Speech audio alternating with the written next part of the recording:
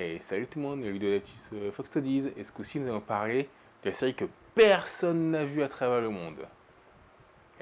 L'adaptation live action de One Piece. Alors, je risque un peu de surprendre beaucoup de gens cette vidéo parce que, comment dire, là où toutes les reviews globalement disent que du bien de cette série, je vais sans doute casser beaucoup de sucre dessus. Voilà. En gros, je vais faire trois comparés, enfin, trois notes dessus. Une note en tant que live action, pour savoir ce que ça vaut comparé à ce qu'on a l'habitude de la live action. Une note par rapport à si tu es un gros fan de One Piece. Bon, je prétends pas être un fan inconditionnel de One Piece, loin de là. Mais quand même, pour l'instant, je suis à jour dans les épisodes, hein, c'est déjà pas mal. De l'animé, hein, je parle, hein, donc les 1070 et quelques qu'il y a, à peu près, voilà. Et aussi ce que ça vaut d'un point de vue technique.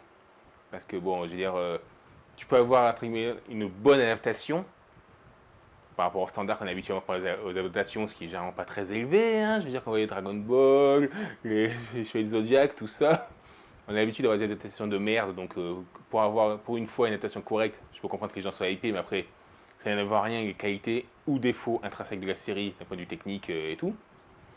Donc, on va commencer déjà par la première note, on va dire, en tant qu'adaptation. Pourquoi en tant qu'adaptation, elle est excellente. En comparaison de ce qu'on a eu avant, il faut dire que le niveau n'était pas très élevé. C'est sûr que c'est excellent. Tu compares ça à Dragon Ball Evolution, au niveau Chevalier des Zodiac, aux différentes adaptations qu'il y a eu sur Death Note et compagnie, clairement, on a affaire à une bonne adaptation. Ça peut être une bonne idée pour présenter la série à quelqu'un. Tu n'as pas trop envie de l'effrayer au début, tu te dis ah, tu as fait la live action, ça dure 8 petites minutes, 8 petits épisodes de 1 heure, voilà, tu vois, c'est cool, c'est sympa.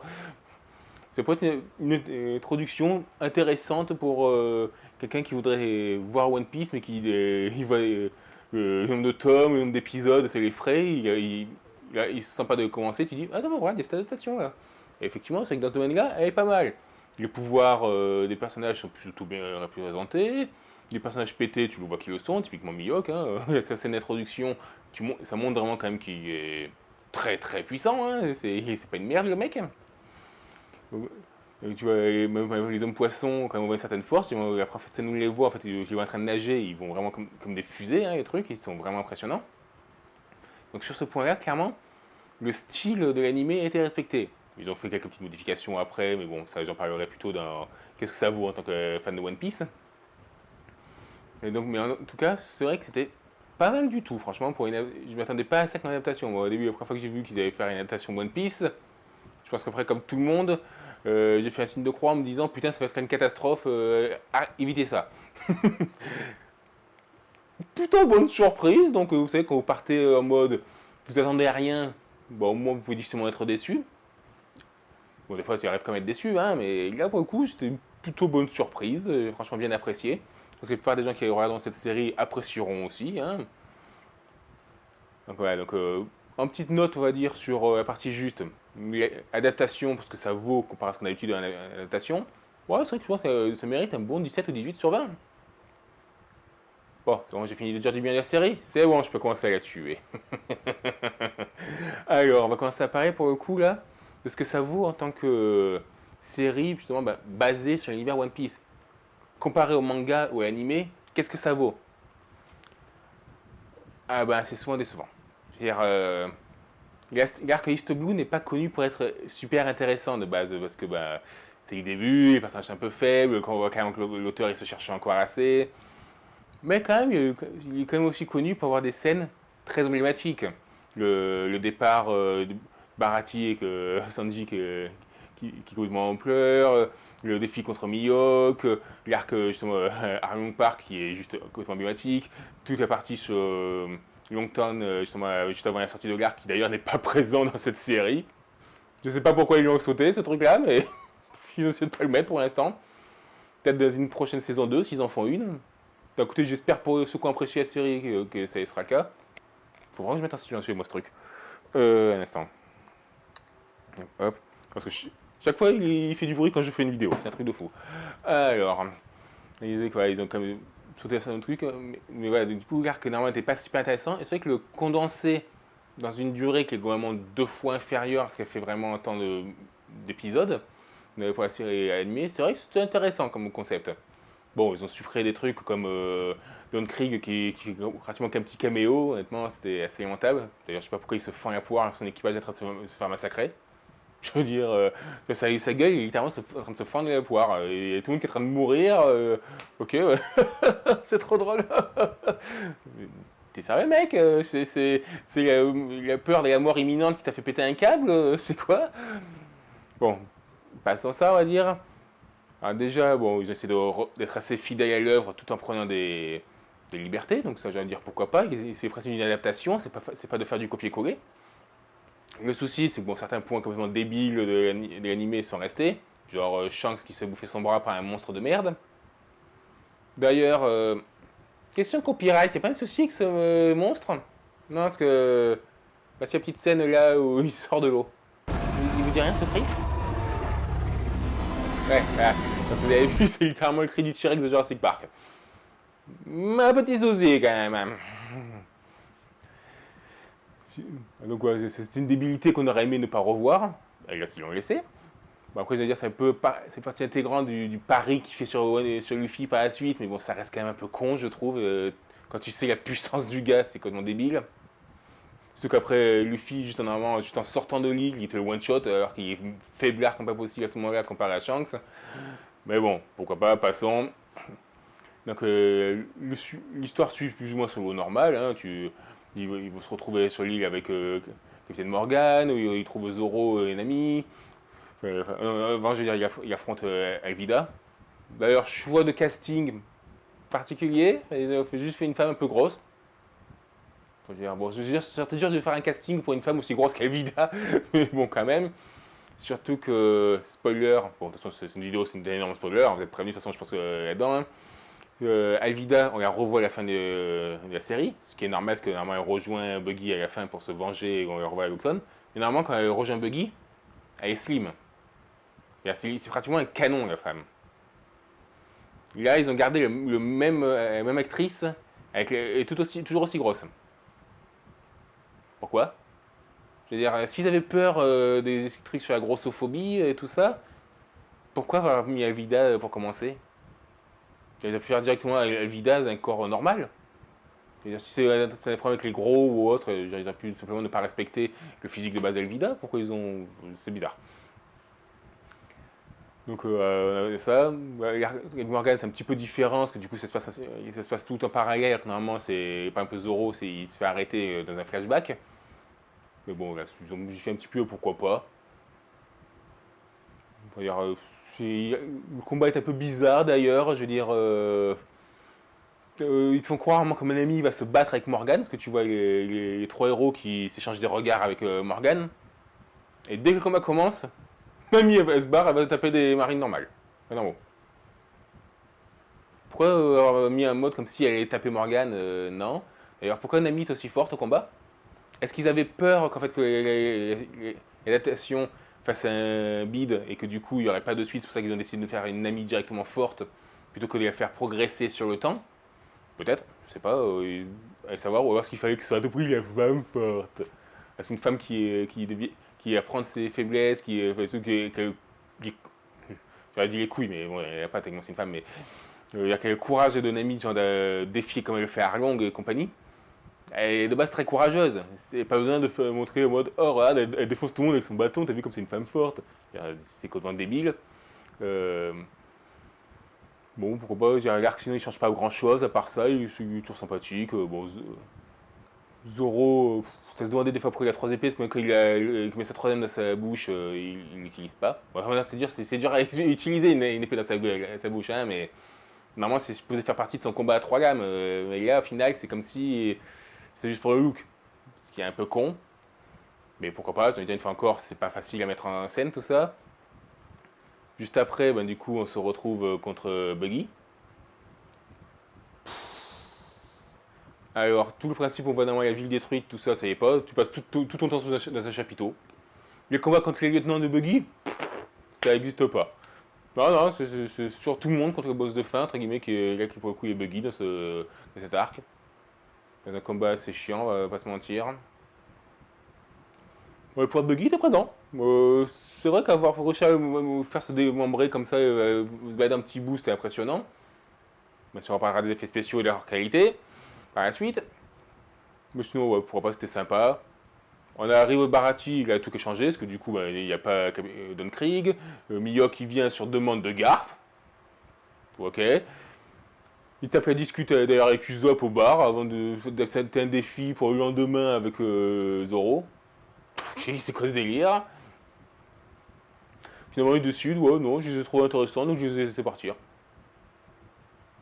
Ouais, à base, si au final il s'est pas plus appliqué que ça dans il a fait attraper Luffy, parce qu'il n'était pas là pour ça. Il venait juste finir Don Krieg parce que ce dernier il avait réveillé pendant sa sieste. Ce qui était très con, certes, mais je veux dire, il n'était pas là pour Luffy. Là, il était spécifiquement mandaté par Garp pour aller choper Luffy. Et même pas pour le tuer, hein, juste pour le ramener vivant. Hein, et c'était demandé explicitement, ramenez-le-moi vivant. Mais non, non. D'ailleurs, il devine cache que Garp est le grand-père de Luffy. Comment? On sait pas, il le découvre. Voilà. Mais d'ailleurs, ce qui est pratique, c'est que du coup, tout le monde sait en fait que Luffy est le petit-fils de Garp dès le début. C'est pas une révélation qui arrive beaucoup plus tard dans la série, non, c'est comme ça. Bon, au moins Garp est un peu plus mis en avant, ce qui est logique. Parce qu'après tout, c'est vrai qu'il était présent à East Bloom, et quasiment pas interagir dans les mangas original. Donc ça, c'est sympa. Mais sinon, on s'en fout un peu. Le Barati d'ailleurs, parlons du combat entre Zoro et Mihawk, comment dire. C'est une insulte pour le combat original. La chorégraphie est pas mal. Je veux dire, ça respecte plus ou moins ce qui se passe dans le manga, enfin, des petites modifications, pourquoi pas. Par contre, ce qui est drôle, c'est que je veux dire, Zoro, quand on l'introduit dans la série, on le voit littéralement couper en deux un mec, donc quand même le truc se veut assez gore. Hein. Dans le combat, il y a juste quelques gouttelettes de sang. Je veux dire, je vais vous montrer un petit extrait là de ce qui se passe justement dans live action. Vous pouvez voir là, bah, il se fait légèrement poignarder, mais pas grand chose. Et il se fait blesser sur le torse, mais il y a juste une petite giclée de sang, mais rien du tout. Je veux dire, question d'intensité dramatique, c'est pas grand chose. Surtout qu'en plus, le Zoro, il se retrouve littéralement dans le coma pendant plusieurs jours à cause de ça. Je veux dire, voici ce qui se passe dans l'animé. Zoro se fait déchiqueter. Et il tombe pas dans le coma, hein. Il va affronter Arlong genre 2 jours après, hein. D'ailleurs, dans le combat contre Arlong, il voit que Zoro il voit qu'il est blessé, il regarde la blessure qu'il y a sur le torse, il est horrifié quand il voit la gravité de la blessure qui s'est bouffée. Là, non, juste, tu vois un petit peu de temps, ah non, ah j'ai un peu mal au torse, ah putain, vous avez pas un petit pansement là? C'est lamentable. Oh, aussi, il y a l'une des scènes mythiques justement à cet endroit-là, c'est quand justement Zoro se retourne pour faire face à Mihawk, en mode vas-y, blesse-moi. Justement, normalement Mihawk quand il voit que Zoro prend la pause, il est en mode mais pourquoi tu fais ça? C'est à quoi Zoro répond qu'une blessure dans le dos c'est la honte pour un épéiste, ce qui plaît beaucoup comme réponse à Mihawk. Dans le live action, il y a toujours cette phrase, hein, comme quoi c'est une honte d'avoir une blessure dans le dos. Mais c'est pas du tout de la même manière, hein. Il est à peine en train de se retourner, il se relève encore. T'as Mihawk qui est en mode, mais pourquoi continues-tu à te battre? Pourquoi te relèves-tu encore? Et l'autre, oh, une blessure dans le dos c'est une honte pour un sabreur. C'est pas ce que il t'a demandé pourquoi tu continues malgré tout alors que t'as perdu. Ouais, surtout ça arrive avant qu'ils prennent la pause. Là, la réaction de Miyok qui est choqué quand il voit que Zoro prend la pause, c'est logique dans l'animé. Et que du coup, Zoro lui répond de cette phrase, c'est également logique. Là, ça vient de nulle part, c'est juste pour le fan service parce que c'est marqué dans le script, donc il faut le dire. C'est assez médiocre ça comme truc. Pareil, la scène quand justement Zoro est au sol, blessé, et qui jure de devenir un meilleur des épéistes, elle est dans une frustration monstrueuse, à tel point que Zoro, on ne le voit plus rire de la série. Ah ouais, après ça, il arrête plus. Il est devenu tellement en mode sérieux, je dois réussir à donner le meilleur. On ne le voit plus du tout rigoler. C'est fini. Alors ça a choqué. Voici l'adaptation live. On le voit, ouais, comme ça au sol. Il se met une main sur la tête. Il est un petit peu frustré, mais plus que ça. D'ailleurs, petit faux raccord. Parce qu'il lâche son fourreau pour mettre la main sur la tête. Et dans le plan juste après, il a la main sur le côté avec tenant le fourreau. La continuité d'un plan à l'autre, c'est pour les chiens. Bon, pas grave. Voici la version de l'animé. Vous la sentez la frustration là? Voilà, pareil. Le départ de Sanji, dans la version live action, bah, après des fêtes de Zoro, avoir un peu combattu les hommes poissons, d'un coup, t'as Zef qui lui dit bah, t'es cassé, hein, tu verras jamais ton rêve en restant ici. L'autre, ouais, bah, ok, moi je vais me barrer. Petit échange où il pleure un petit peu, Sanji, au moins il en fait plus rien comparé à Zoro, il en fait plus rien, hein. Mais d'ailleurs, l'intensité dramatique est tellement ridicule. Quand tu vois tout ce qui a mené au fait que ben, Zef ait compris que l'équipage de Chapeau de Paille serait un bon équipage pour Sanji, ça vient justement de sa bataille contre Don Krieg, qui n'a pas lieu là. Ah oui, vu qu'ils ont supprimé le personnage. Enfin, ils ont fait juste un caméo pour se faire défoncer par Mihawk. Donc, même si c'est plus ou moins basé ça pour le coup sur le manga, hein, parce que après tout, le fait que l'équipage de Don Krieg revenait sur East Blues parce qu'il s'était fait défoncer par Mihawk, donc c'est un parallèle à ça, ce qui est intéressant. Pareil comme l'introduction de Zoro, quand il découvre Mister Seven, on nous en parle, on a l'arc à Alabasta, mais on le voit jamais, et là pour le coup on le voit. C'est sympa ces petites références. Et voilà, je veux dire, ça reste quand même pas terrible. D'ailleurs, putain, j'ai directement, après Buggy, j'ai mis ça, mais c'est vrai qu'en fait, il y avait l'arc avec Kuro avant. Bon, j'y reviendrai. Donc là, tu vois, il y a une intensité, une amitié qui s'était liée avec Sanji, parce qu'ils s'étaient battus ensemble pour protéger le Baratie, contre justement Don Krieg. Puis après, genre, il y a le départ avec Sanji, où tu vois, il est complètement à genoux en train de pleurer pour remercier Zef. À l'animé, c'est une des scènes les plus magnifiques de l'animé.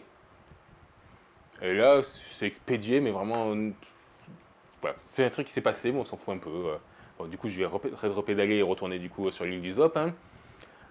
Pareil aussi, petit clin d'œil que j'ai apprécié, là c'est les petits fans un peu qui voient, c'est que quand Luffy arrive et qu'il voit pour la première fois le Merigo, pas le Vogue Meri comme ils disent en français, et au moment il y a Usopp qui lui parle, et il croit que c'est le Merigo qui lui parle, en mode tu peux parler.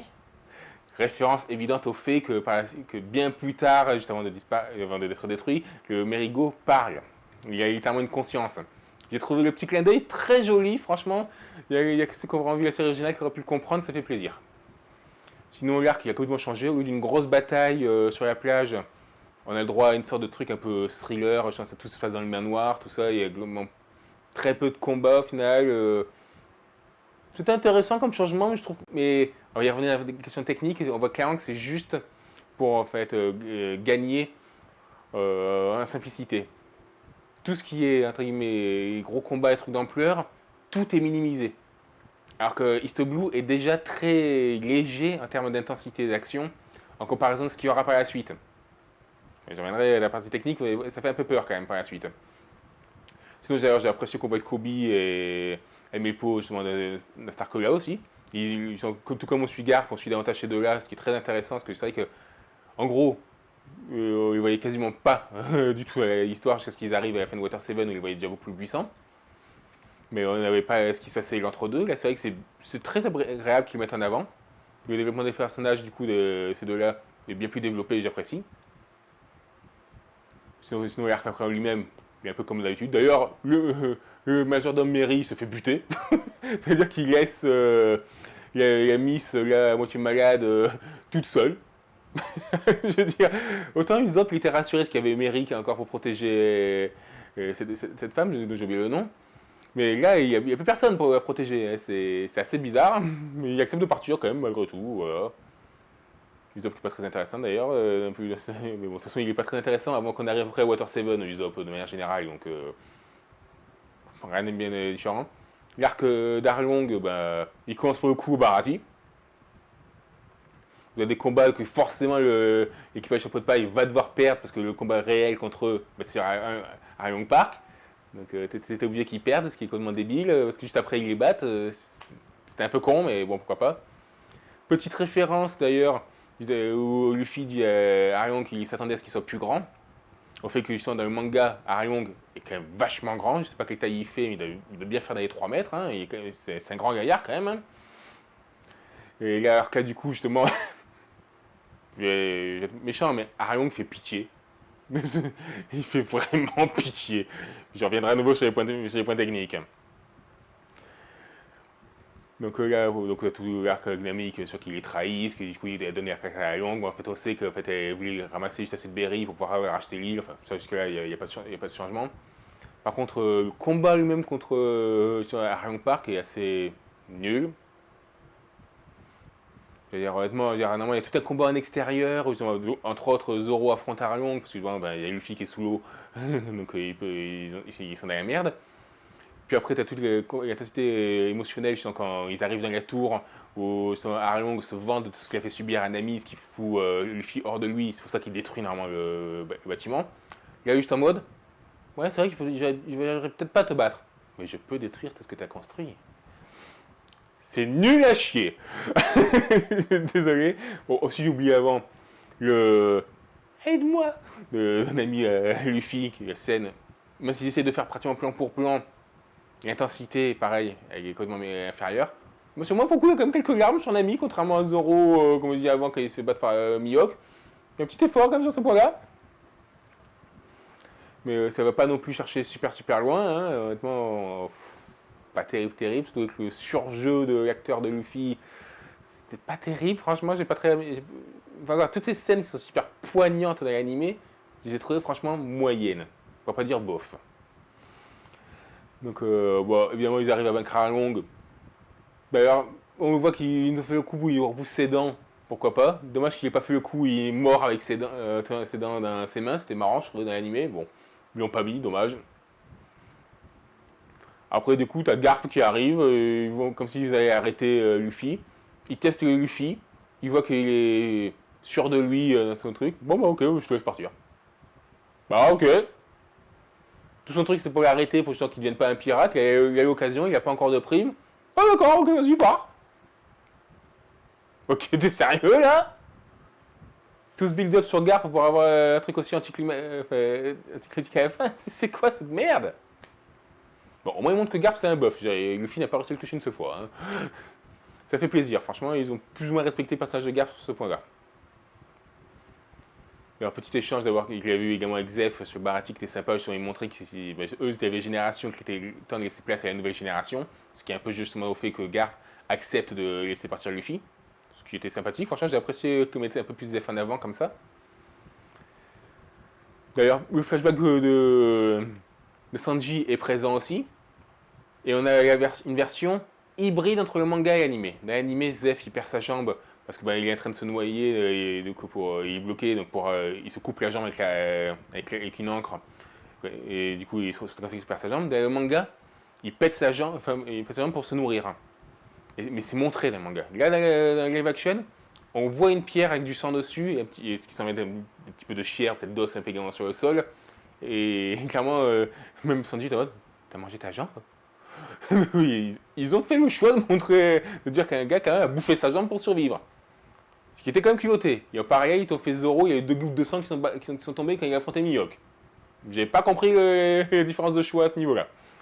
Mais au moins, ça mérite de remettre un peu plus les choix du manga en avant comparé à celui de l'animé. Ce qui, des fois, peut être sympa. Des fois, l'animé fait des choix qui sont un peu différents, qui sont pas forcément aussi bien. Ils n'avaient pas mis cette scène parce qu'ils ont trouvé que c'était un peu trop choquant. Il y a des animés qui étaient prévus pour être montrés à tout public. Parler d'un gars qui se coupait la jambe pour la bouffer, c'était quand même assez glauque, c'est vrai. Mais là, ils ont choisi de le mettre. Leur couille. Non, franchement, là, c'était bien. Donc, globalement, d'un point de vue du respect de l'animé, je trouve qu'ils ont bien fait de condenser les choses, parce qu'effectivement, East Blue de base n'est pas terrible, mais il y a quand même quelques moments forts, donc les avoir condensés tout ça pour une durée plus ou moins 2 fois inférieure à l'animé normal, c'était plutôt bien. Les pouvoirs des personnages sont globalement respectés. Les mentalités sont quand même assez différentes d'un personnage à l'autre, en particulier Nami qui est quand même très différente. Sanji, j'ai apprécié beaucoup. D'ailleurs, je trouve que le choix de l'acteur est pas mauvais, mais je reviendrai par la suite du point de vue technique parce que il y a eu des choix de casting que j'ai trouvé quand même très douteux, et d'autres plutôt réussis. La partie animée, toutes les parties vraiment émotionnelles, ils les ont détruites, je trouve. Elles sont vraiment pas aussi bien et de très loin que ce qu'il y avait dans l'animé. La plupart des combats sont beaucoup moins intenses. Alors, il y a la plupart du temps, les sbires secondaires, ils ont repoussé, ils ont dégagé. Tout ça pour te faire perdre du temps avec pratiquement un épisode entier avec Zoro dans le coma. Ils auraient pu mettre plus de temps de combat contre des subalternes plutôt que de faire ça, hein, franchement. Bah, si, il y a eu des petites blagues aussi qu'ils ont rajoutées, genre Zoro qui refuse de dire les noms de ses attaques.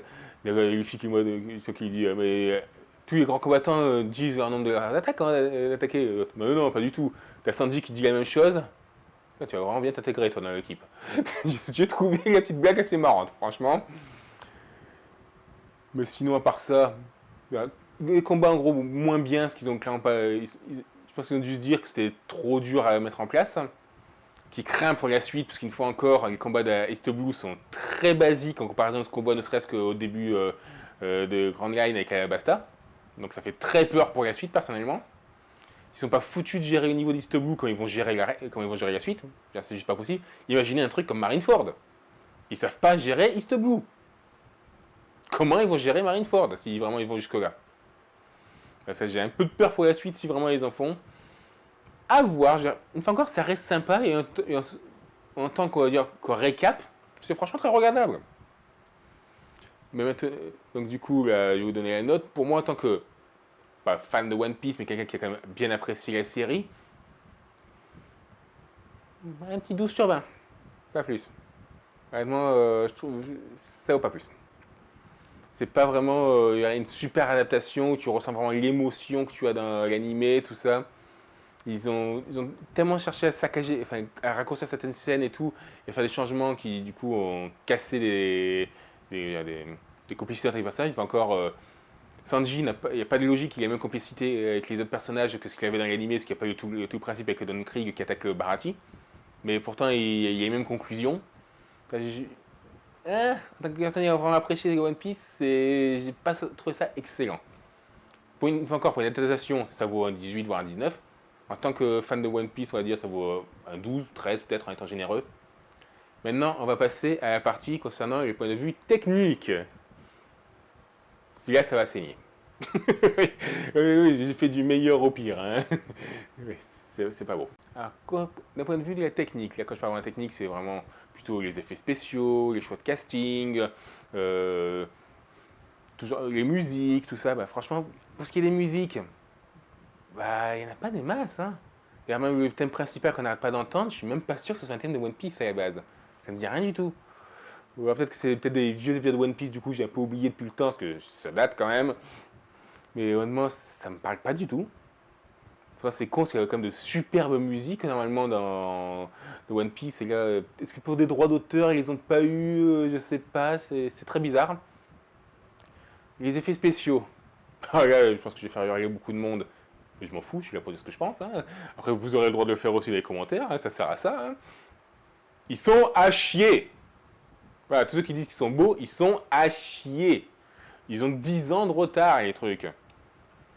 Pourquoi vous croyez qu'à la majorité des combats et compagnie, ils ont fait de nuit ou dans l'intérieur des bâtiments?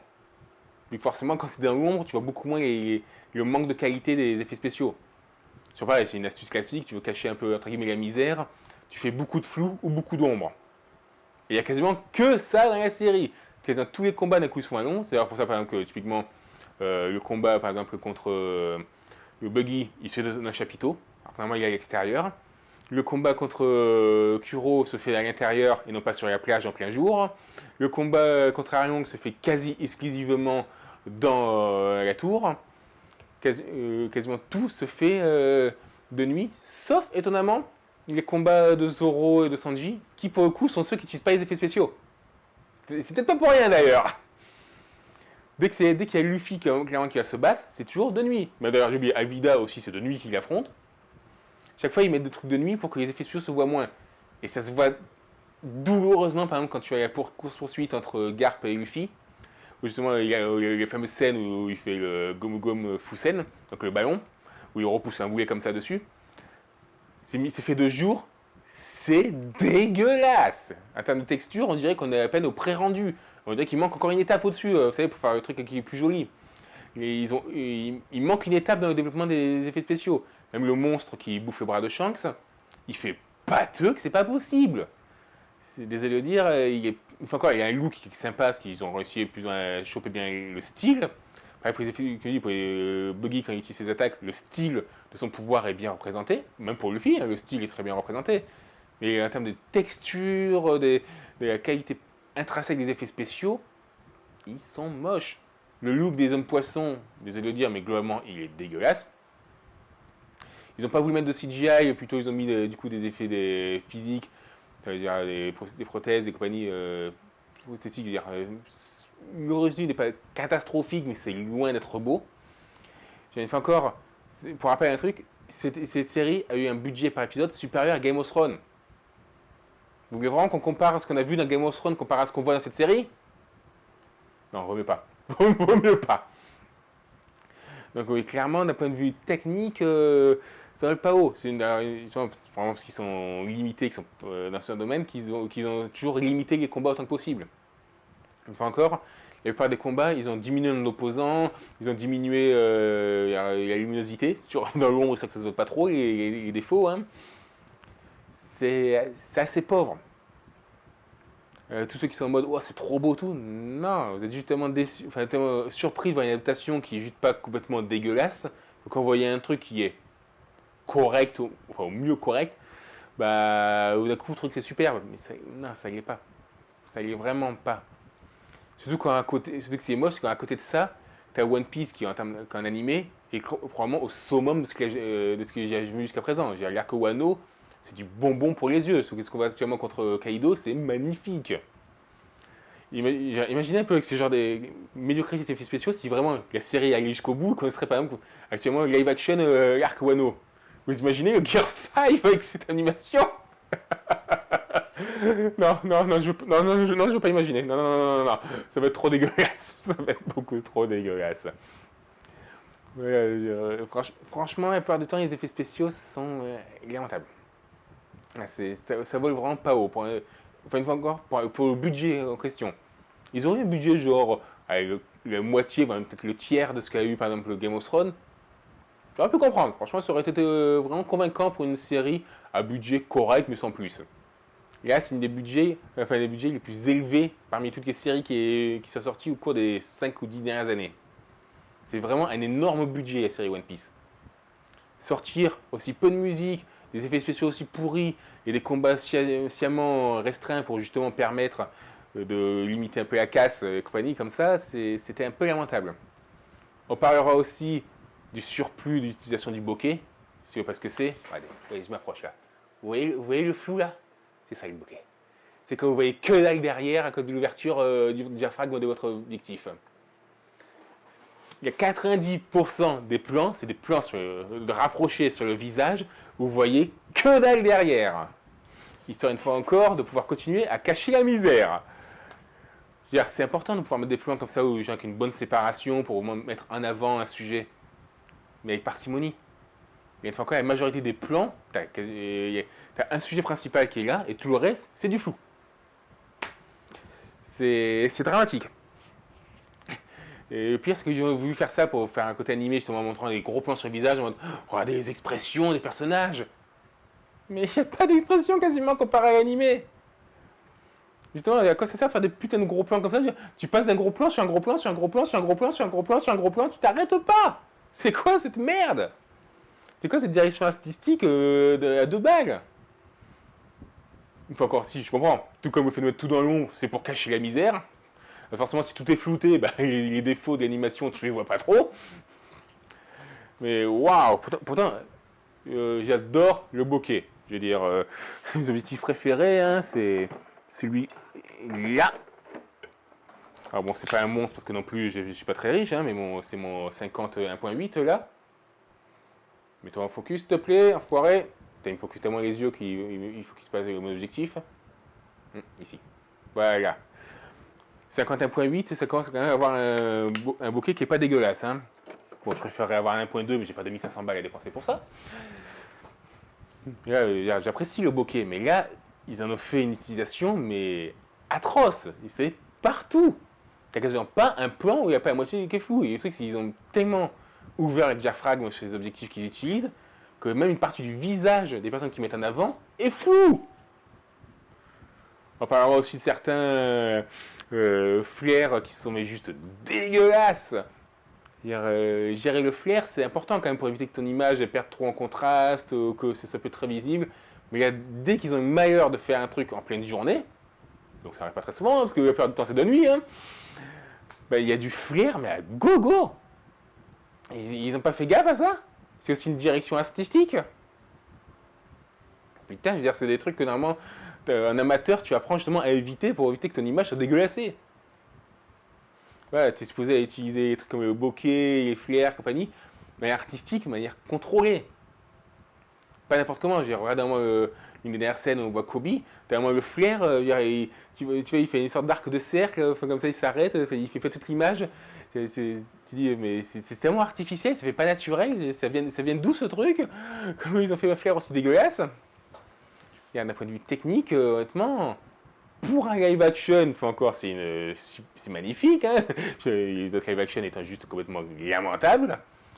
Mais d'un point de vue de ce qu'on aurait pu attendre d'une série avec un tel budget, c'est très pauvre.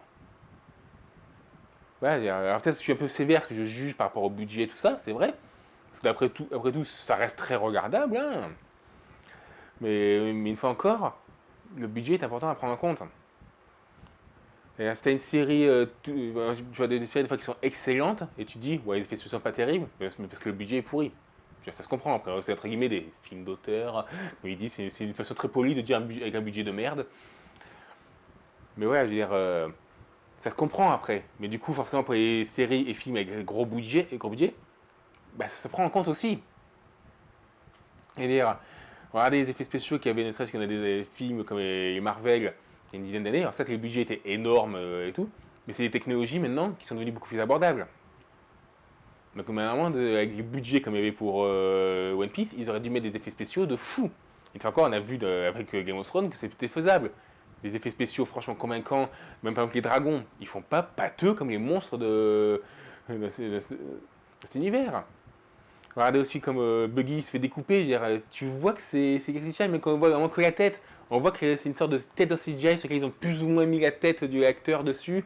C'est dégueulasse. C'est dégueulasse. C'est que c'est très moche. Et en parlant de mocheté, on va parler du show de casting. Alors il y a des castings qui sont plutôt réussis. Encore comme je dis, Sanji, il est très bien.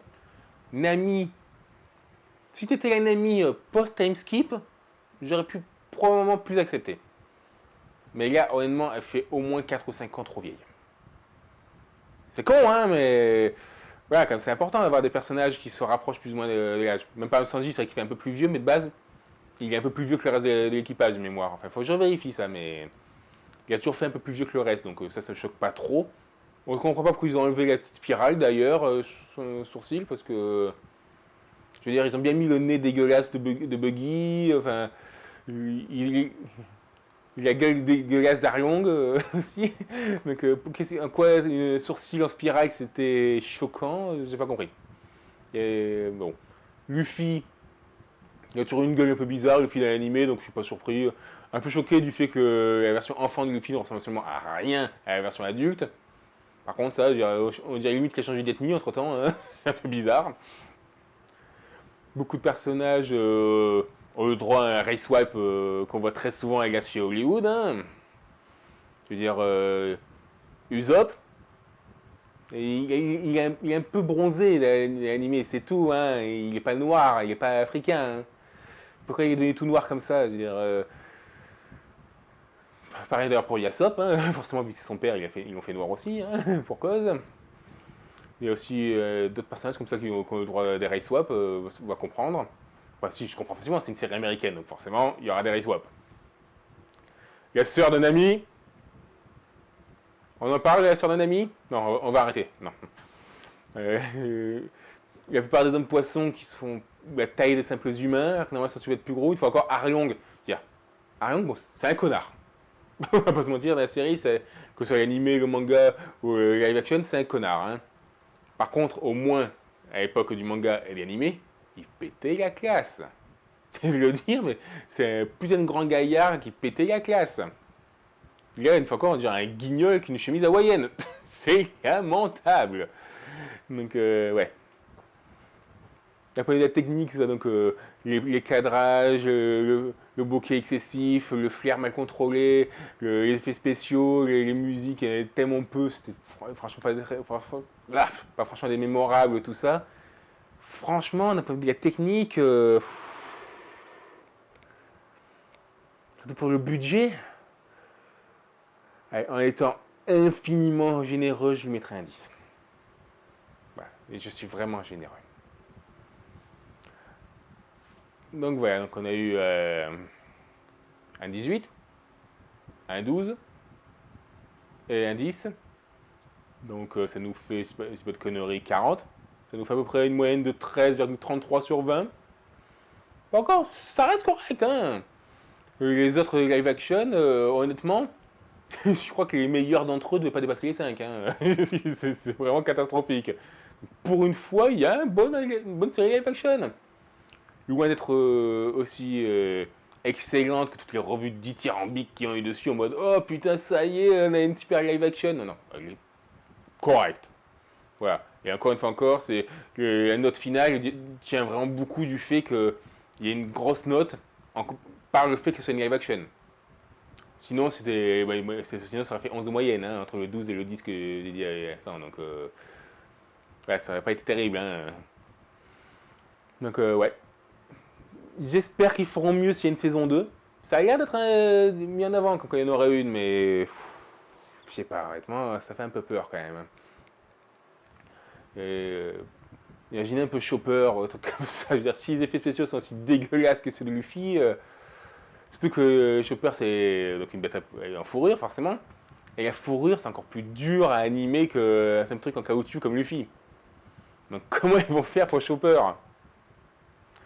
Ou même pour Crocodile, hein. D'ailleurs, je veux dire, pourquoi pas, hein, enfin, du casting. Crocodile, il se met un pays qui est très typé, on va dire, Afrique du Nord, tout ça. Peut-être que ce sera Crocodile Noir, hein.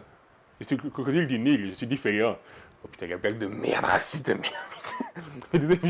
Il me saoule tellement que le race swap à la con non-stop que je préfère en rire qu'en pleurer. Honnêtement, au bout d'un moment, c'est déprimant. Mais ouais, donc bon. Ça reste une série plaisante à regarder. Bon, je la regarderai probablement jamais de ma vie, hein, parce que il y a l'animé qui est bien mieux. Si je veux voir vraiment les scènes sympas, je peux les voir sur l'animé facilement et elles seront beaucoup plus puissantes que ce qu'on voit dans cette adaptation. Mais pour une première fois ou pour regarder une fois comme ça en vous disant est-ce que ça vaut le coup de regarder ça est-ce que franchement c'est pas de la merde? C'est correct. Franchement, vous passerez 8 petites heures à peu près, ça, je crois que c'est 8 épisodes d'une heure de mémoire. Vous apprécierez ça, c'est sympa, ça se regarde, une fois encore. C'est un bon récap d'East Blue avec quelques petites modifications, quelques petits clins d'œil. Oh, j'ai oublié de préciser qu'il faisait un clin d'œil à Jinbei. On voit que Ariong clairement le déteste. Alors ce qui est marrant, c'est que Ariong est libre grâce à Jinbei, mais bon, ça c'est partie d'Ariong. Il met davantage en avant d'ailleurs, je crois, à cause des hommes poissons qu'on a l'œuvre originale. De moi, c'est bien plus tard dans la série qu'ils mettent vraiment en avant les problèmes des hommes poissons. J'ai oublié, le gars tentacule qui a fondamentalement Zoro d'Ariong Park, il a disparu.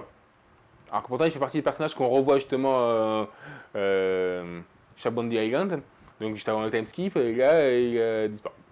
J'ai pas compris. Pourtant c'était la façon dont il se rapprochait, se rattrapait vis-à-vis de Nami, tout ça, c'était franchement un truc sympa et tout, mais il a disparu.